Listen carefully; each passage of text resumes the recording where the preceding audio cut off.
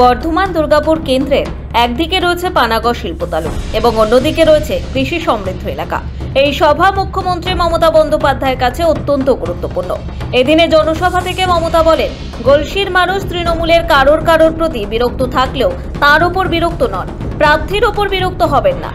গলসির মানুষ, আমি জানি আপনারা কারো প্রতি বিরক্ত, কিন্তু মনে রাখবেন তৃণমূল কংগ্রেসের কারো প্রতি বিরক্ত থাকলেও আপনারা নিশ্চয়ই আমার প্রতি বিরক্ত নন, তৃণমূলের প্রতি বিরক্ত নন, তৃণমূলের প্রার্থীর প্রতি বিরক্ত নন। সে তো এখনো যেতেই নি, জিতবে ইলেকশন হলে। এদিনের সভা থেকে বর্ধমান দুর্গাপুরের বিজেপি প্রার্থী দিলীপ ঘোষকে নাম না করে কটাক্ষে বিঁধলেন তৃণমূল সুপ্রিমো।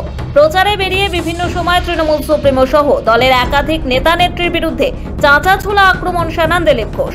এদিনের সভা থেকে সেই শব্দচয়ন নিয়ে তীব্র আক্রমণ শানান মমতা। আর এখানে যিনি দাঁড়িয়েছেন বিজেপি, তিনি তো খড়গপুরের এমপি ছিলেন।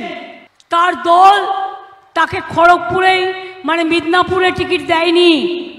প্রতিদিন রাস্তায় দাঁড়িয়ে বলছে তৃণমূলকে পেটাও, তৃণমূলকে ডান্ডা মারো, তৃণমূলকে লাঠি মারো। এটা কারো মুখের কথা হতে পারে? এটা মুখের ভাষা হতে পারে? একটা রাজনৈতিক নেতা যখন এই ধরনের কথা বলে তখন মনে রাখবেন সে রাজনৈতিকভাবে দেউলিয়া হয়ে গেছে। আর কেউ যদি ভাবেন প্রচারের আলোকে থাকবার জন্য তিনি উল্টো পাল্টা কথা বলেন, ওদের কেউ বলে না বোমা ফাটাবো, কেউ বলে উল্টে দেবো, কেউ বলে ওপরে পা ঝুলবে, নিচে মাথা রেখে দেবো, কেউ বলে লপটে দেঙ্গে, এই সমস্ত ভাষা বলে। এই সমস্ত ভাষার কোনো মানে হয়? শব্দচয়ন প্রসঙ্গে মমতা টেনে আনেন দেশের প্রতিরক্ষা মন্ত্রী রাজনাথ সিংকেও।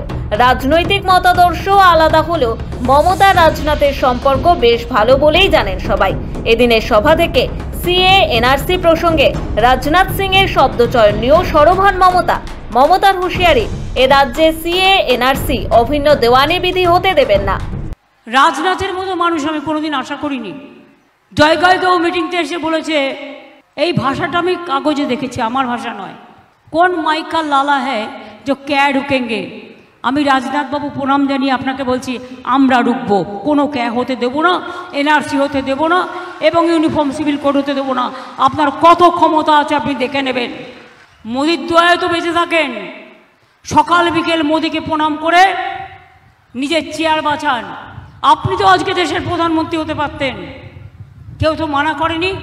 নীতিন গডকারি হতে পারত, কোনো আপত্তি ছিল না। একটা ভদ্রলোক যাক, যে অ্যাটলিস্ট মিনিমাম ভদ্রতা করবে।